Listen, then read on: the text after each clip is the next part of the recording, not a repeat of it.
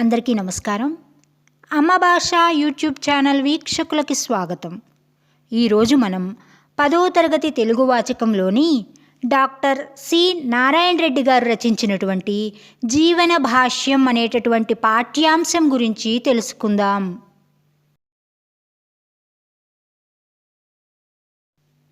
ముందుగా పాఠం ఉద్దేశం. మనిషి దేన్ని గురించి నిరుత్సాహపడకూడదు. దేన్నైనా ప్రయత్నం ద్వారా కృషితో సాధించవచ్చు. దుఃఖాన్ని తట్టుకుంటూ కష్టాలను ఎదుర్కొంటూ తనంతట తాను ఎదుగుతూ ఇతరుల కోసం పాటుపడుతూ జీవించేటటువంటి మనిషి సమాజంలో గౌరవం పొందుతాడు, ఈ సంఘంలో మర్యాదను పొందుతాడు అని చెప్పడంతో పాటుగా తెలుగులో గజల్ ప్రక్రియను పరిచయం చేయడం ఈ పాఠం యొక్క ఉద్దేశం. పాఠ్యభాగ వివరాలు. ఈ పాఠం గజల్ ప్రక్రియకు చెందినది. గజల్లో పల్లవిని మత్లా అని, చివరి చరణాన్ని మక్తా అని, కవి నామముద్రను తఖల్లుస్ అని అంటారు. పల్లవి చివర ఉన్న పదం ప్రతి చరణం చివర అంత్యప్రాసను రూపొందిస్తుంది. సరస భావన, చమత్కార ఖేళన, ఇంపు కుదింపు, గజల్ జీవగుణాలు. ప్రస్తుత పాఠ్యభాగం జీవన భాష్యం అనేది గజల్ అనేటటువంటి రచనా విధానానికి చెందినది. గజల్ అనేది ఉర్దూ సాహిత్యం నుంచి తెలుగులోకి వచ్చినటువంటి సాహిత్య ప్రక్రియ. తెలుగులో గజల్ను మొదటగా రచించినటువంటి వారు దాశరథి కృష్ణమాచార్యులు గారు. ఆ తరువాత గజల్ను రచించింది, వ్యాప్తి చేసింది డాక్టర్ సింగిరెడ్డి నారాయణ రెడ్డి గారు. సినారే గారు గజల్ రాయడమే కాకుండా గజల్ని ఆలపించేవారు కూడా. ఈయన కాలంలోనే గజల్ అనేది అత్యంత ప్రాచుర్యాన్ని పొందింది. గజల్లో విషయ వ్యాప్తి అధికంగా ఉంటుంది. భావం ఏ చరణానికి ఆ చరణం విడివిడిగా ఉంటుంది. గజల్లో పల్లవిని మత్లా అంటారు, చరణాన్ని మక్తా అంటారు. అలాగే కవి నామముద్ర ఉంటుంది అనుకున్నాం కదా, కవి నామముద్రను తఖల్లుస్ అంటారు.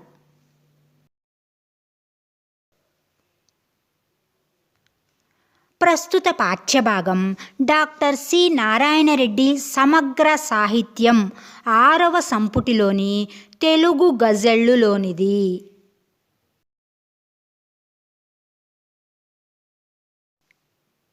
కవి పరిచయం. ఈ పాఠ్యభాగాన్ని రచించినటువంటి కవి డాక్టర్ సింగిరెడ్డి నారాయణ రెడ్డి గారు. ఈయన రాజన్న సిరిసిల్ల జిల్లా హనుమాజీపేట గ్రామంలో 1931వ సంవత్సరం జూలై 29వ తేదీన పుట్టారు. ఆచార్య సింగిరెడ్డి నారాయణ రెడ్డి గారు ప్రముఖ కవి, గొప్ప వక్త, గొప్ప ఉపన్యాసకుడు, సాహితీ పరిశోధకుడు, బహుభాషావేత్త మరియు ప్రయోగశీలి. నాగార్జున సాగరం, కర్పూర వసంతరాయలు, మధ్యతరగతి మందహాసం, ద్విపదులు, ప్రపంచపదులు మొదలైనటువంటి 70కి పైగా కావ్యాలు రచించారు సినారే గారు. సినిమా పాటలకు సాహితీ గుబాళింపులను అంటే సాహిత్యం అనేటటువంటి సువాసనలను అద్దినటువంటి రస హృదయుడు సినారే. డాక్టర్ సినారే గారు రచించినటువంటి ఆధునికాంధ్ర కవిత్వము, సంప్రదాయములు, ప్రయోగములు అన్న ప్రామాణిక సిద్ధాంత గ్రంథం ఎందరో పరిశోధకులకు మార్గదర్శకం. ఉస్మానియా విశ్వవిద్యాలయంలో తెలుగు శాఖలో ఆచార్యుడుగా అంటే ఉస్మానియా యూనివర్సిటీ తెలుగు డిపార్ట్మెంట్లో ప్రొఫెసర్గా, అధికార భాషా సంఘానికి అధ్యక్షుడుగా, అంబేద్కర్ సార్వత్రిక విశ్వవిద్యాలయానికి మరియు తెలుగు విశ్వవిద్యాలయానికి ఉపకులపతిగా, వైస్ ఛాన్సలర్గా సినారే గారు పనిచేశారు. రాజ్యసభ సభ్యులుగా అంటే ఎంపీ మెంబర్ ఆఫ్ ద పార్లమెంట్గా, ఆంధ్ర సారస్వత పరిషత్తు అధ్యక్షులుగా సేవలందించారు. భారత ప్రభుత్వం వారి చేత పద్మభూషణ్ పురస్కారంతో సత్కరించబడ్డారు, గౌరవింపబడ్డారు. ఈయన రచించినటువంటి విశ్వంభర కావ్యానికి జాతీయ స్థాయిలో అత్యున్నతమైనటువంటి సాహితీ పురస్కారం జ్ఞానపీఠ అవార్డును అందుకున్నారు. శబ్దశక్తి, అర్ధయుక్తి సింగిరెడ్డి నారాయణ రెడ్డి గారి కళానికి గళానికి ఉన్నటువంటి ప్రత్యేకత.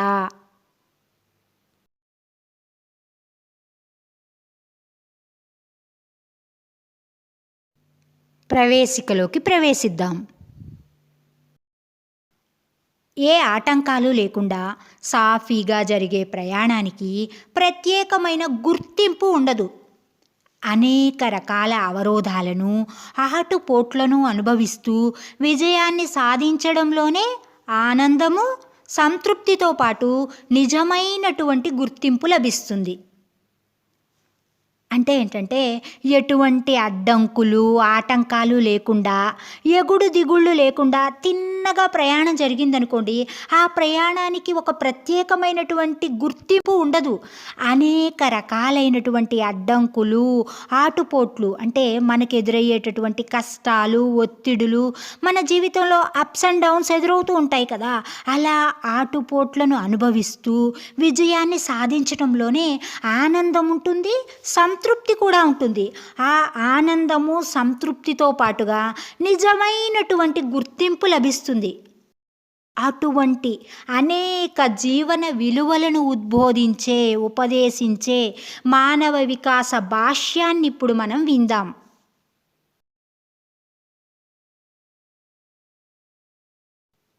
ఆచార్య సింగిరెడ్డి నారాయణ రెడ్డి గారు రచించినటువంటి జీవన భాష్యం అనే గజల్ని ఆలపించే ప్రయత్నం చేస్తాను, వినండి. మబ్బుకు మనసే కరిగితే అది నీరవుతుంది, మనసుకు మబ్బే ముసిరితే కన్నీరవుతుంది. మబ్బుకు మనసే కరిగితే అది నీరవుతుంది, మనసుకు మబ్బే ముసిరితే కన్నీరవుతుంది. వంకలు డొంకలు కలవని జడిపించకునేస్తం,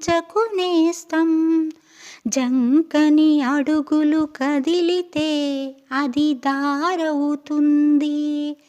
వంకలు డొంకలు కలవని జడిపించకునేస్తం, జంకని అడుగులు కదిలితే అది దారవుతుంది. ఎడారి దిబ్బలు దున్నితే ఫలమేముందనకు, ఇసుక గుండెలు పగిలితే అది పైరవుతుంది. ఎడారి దిబ్బలు దున్నితే ఫలమేముందనకు, ఇసుక గుండెలు పగిలితే అది పైరవుతుంది.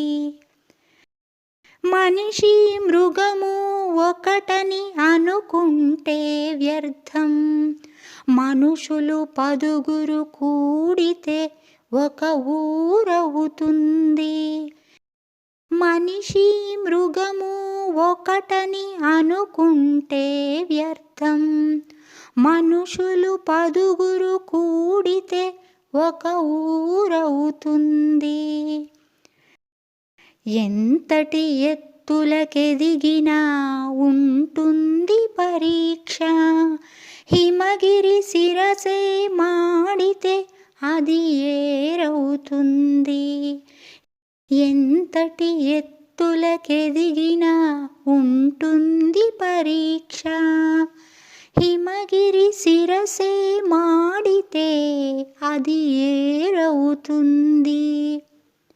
బిరుదులు పొందే వ్యాప్తికి విలువేమి సినారే, చెరగని త్యాగం మిగిలితే ఒక పేరవుతుంది.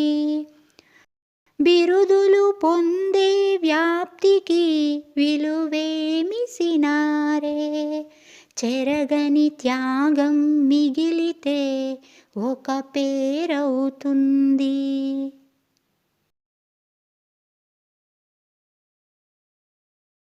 జీవన భాష్యం గజల్ని వివరణాత్మకంగా తెలుసుకుందాం. మబ్బుకు మనసే కరిగితే అది నీరవుతుంది. మనసుకు మబ్బే ముసిరితే కన్నీరవుతుంది.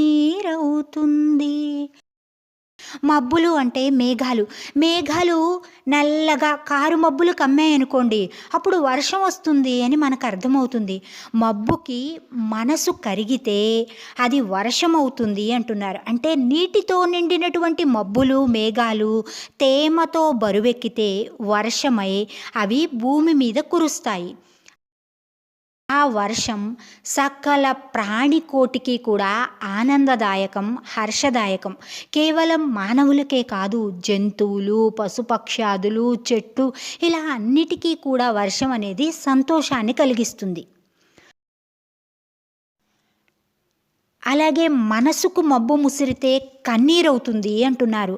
మనస్సు అంటే మన హృదయం, మది. ఆ మనస్సుకి బాధలు, ఆందోళనలు, చింతలు అనేటటువంటి దిగులు మబ్బులు కమ్ముకున్నాయనుకోండి, అప్పుడు మనకి దుఃఖ స్థితి వస్తుంది. ఆ స్థితి నుండి కన్నీరు కారుతుంది అని అర్థం.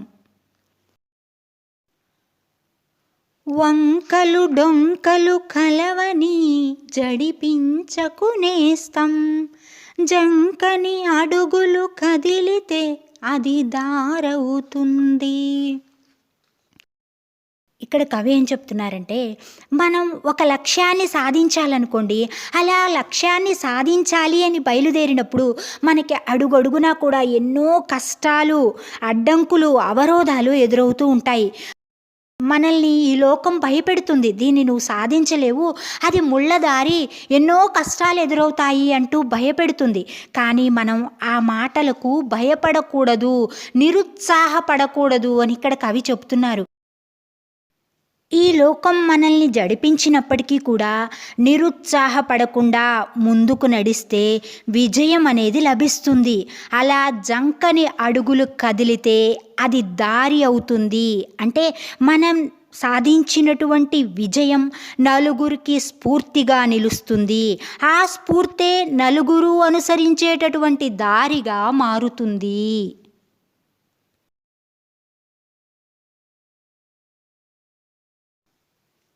ఎడారి దిబ్బలు దున్నితే ఫలమేముందనకు. ఇసుక గుండెలు పగిలితే అది పైరవుతుంది. ఎడారి దిబ్బలు అంటే ఎడారిలో ఇసుక గుట్టలు అని అర్థం. బీడు నీళ్ళల్లో ఏ పంటలు పండవు అని మనం ఏ ప్రయత్నం చేయకుండా నిరాశగా ఉండకూడదు. కవి ఆ విషయాన్నే ఇక్కడ చెప్తున్నారు. ఎడారి దిబ్బలు దున్నితే ఫలం ఏముంటుంది, ఫలితం ఏముంటుంది అని ఆలోచించకు. ఇసుక గుండెలు పగిలితే అది పైరవుతుంది, పంట అవుతుంది అంటున్నారు. అంటే బీడు పడి పనికి రాకుండా ఉన్నటువంటి నేలలో ఏ పంటలు పండవు అని ఏ ప్రయత్నాలు చేయకుండానే నిరాశపడవద్దు. కష్టపడి ఆ బీడు నేలను దున్నితే, నమ్మకంతో విత్తనాలు నాటితే మంచి పంటలు పండుతాయి అని అర్థం. మనిషి మృగము ఒకటని అనుకుంటే వ్యర్థం. మనుషులు 10 కూడితే ఒక ఊరవుతుంది. ఇక్కడ సినారే గారు ఏం చెప్తున్నారంటే, మనిషి జంతువు ఒకటే అని అనుకోవడం వ్యర్థం అంటున్నారు. మనిషికి ఆలోచన శక్తి ఉంటుంది, మాట్లాడేటటువంటి శక్తి ఉంటుంది. ఏది మంచి ఏది చెడు అని తెలుసుకోగలిగేటటువంటి విచక్షణ మనిషికి ఉంది, కానీ అది జంతువుకి లేదు. జంతువులు అడవిలో ఉంటాయి, కానీ మనుషులు సమాజంలో ఉంటారు. నలుగురు మనుషులు కలిసి ఒకరికొకరు సహాయ సహకారాలను అందించుకుంటూ జీవించడమే ఉత్తమమైనటువంటి సాంఘిక జీవనం. సాటి మనుషుల పట్ల అనుకూలమైనటువంటి వైఖరిని ఏర్పరచుకోవాలి. అప్పుడే అందరూ కలిసి ఆనందంగా జీవించగలుగుతారు. అటువంటి మనుషులు 10 కూడితే 10 మంది కలిస్తేనే ఒక ఊరు ఏర్పడుతుంది. ఎంతటి ఎత్తులకెదిగినా ఉంటుంది పరీక్ష, హిమగిరి శిరసే మాడితే అది ఏరవుతుంది. ఎంతటి ఎత్తులకు ఎదిగినా కూడా, అంటే ఎంత సామర్థ్యం ఉన్నా, ఎంత అధికారం ఉన్నా, ఎంతటి సంపదలు ఉన్నా, ఎన్ని విజయాలు సాధించినప్పటికీ కూడా నాకే కష్టాలు రావు, ఏ బాధలు రావు అని మనం ధీమాగా ఉండలేము. ఎందుకంటే విధి అనేది ఎప్పుడు ఏ కష్టాలు కలిగిస్తుందో, ఏ సమస్యను పరీక్షగా తెచ్చిపెడుతుందో అనేది ఎవ్వరూ కూడా ఊహించలేరు. కాబట్టి ఎంత ఎత్తుకు ఎదిగినా కూడా పరీక్ష అనేది ఉంటుంది. విధిని మనం తప్పించుకోలేము. విధి శక్తి ముందు ఎవరైనా కూడా తల వంచవలసిందే అంటున్నారు. హిమగిరి శిరస్సు అంటే హిమాలయ పర్వతం యొక్క శిఖరం. ఉన్నతమైనటువంటి హిమాలయ పర్వత శిఖరం కూడా ఎండ వేడికి కరిగిపోయి నదిగా ప్రవహించవలసిందే. అలాగే ఎంతటి మనిషి గర్వమైనా నీరు కారిపోవలసిందే. బిరుదులు పొందే వ్యాప్తికి విలువేమి సినారే, చెరగని త్యాగం మిగిలితే ఒక పేరవుతుంది. ఇక్కడ సినారే ఏం చెప్తున్నారు?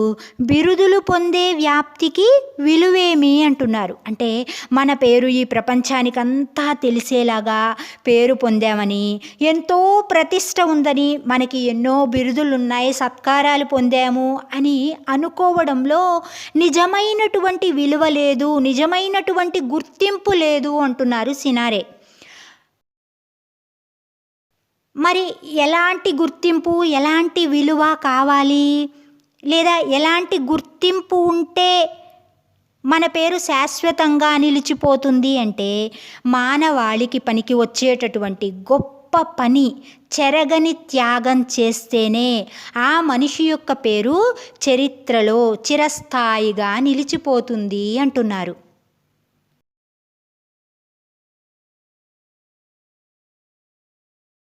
జీవన భాష్యం గజల్ యొక్క సారాంశం. నీటితో నిండిన మబ్బులు తేమతో బరువెక్కితే వర్షమై అవి భూమి మీద కురుస్తాయి. అలాగే మనసుకు ఆందోళనలు, బాధలు, చింతలు అనే దిగులు మబ్బులు కమ్ముకుంటే దుఃఖ స్థితి వస్తుంది. అది కన్నీరుగా మారుతుంది. ఒక లక్ష్యాన్ని సాధించడానికి బయలుదేరినప్పుడు అడుగడుగున ఎన్నో కష్టాలు, అడ్డంకులు ఎదురవుతాయని లోకం భయపెడుతుంది. కానీ ఆ మాటలకు భయపడకుండా, నిరుత్సాహపడకుండా ముందుకు నడిస్తేనే విజయం లభిస్తుంది. ఆ స్ఫూర్తే నలుగురు అనుసరించే దారిగా మారుతుంది. బీడుపడి పనికి రాకుండా ఉన్న నేలలో ఏ పంటలు పండవని, ఏ ప్రయత్నాలు చేయకుండానే నిరాశపడవద్దు. కష్టపడి ఆ నేలను దున్నితే, విశ్వాసంతో విత్తనాలు నాటితే మంచి పంటలు పండుతాయి. నలుగురు మనుషులు కలిసి పరస్పర సహకారంతో జీవించడమే ఉత్తమ సాంఘిక జీవనం. సాటి మనుషుల పట్ల సానుకూల దృక్పథాన్ని ఏర్పరచుకోవాలి. అప్పుడే అందరూ కలిసి ఆనందంగా జీవించగలుగుతారు. అటువంటి మనుషులు కలిస్తేనే ఒక ఊరు ఏర్పడుతుంది. ఎంత సామర్థ్యం ఉన్నా, అధికారం, సంపదలు ఉన్నా, ఎన్నో విజయాలు సాధించినా ఇక నాకు ఏ కష్టాలు, బాధలు రావని ధీమాగా ఉండలేం. విధి ఎప్పుడు ఏ కష్టాలు కలిగిస్తుందో, సమస్యల పరీక్షలు పెడుతుందో ఎవరూ ఊహించలేరు. దాని శక్తి ముందు ఎవరైనా తలవంచవలసిందే. ఉన్నతమైన హిమాలయ పర్వత శిఖరం కూడా ఎండవేడికి కరిగిపోయి నదిగా ప్రవహించవలసిందే. అలాగే ఎంతటి మనిషి గర్వమైనా నీరు కారిపోవలసిందే. మన పేరు ప్రపంచానికంతా తెలిసేలా ప్రఖ్యాతి పొందామని, ప్రతిష్టాత్మక బిరుదులు సత్కారాలు పొందామని అనుకోవడంలో నిజమైన విలువ, గుర్తింపు లేదు.